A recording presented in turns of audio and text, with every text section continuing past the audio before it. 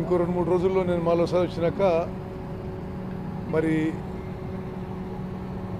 ఈ ప్రోగ్రెస్ గురించి మేమేం ఎక్స్పెక్ట్ చేస్తున్నాం గురించి నేను మళ్ళీ 11th వస్తాను.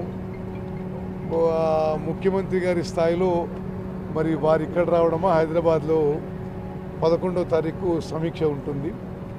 ఆ తర్వాత మేము ఒక ప్రకటన చేస్తాం. కేరళ నుంచి వచ్చిన ఈ క్యాడవర్ డాగ్స్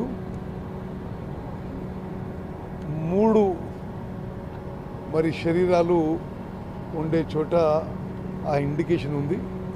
అక్కడ ఆ ఉత్తరకాశీ నుంచి వచ్చిన రైట్ మైనర్స్ వాళ్ళు తవ్వుతున్నారు.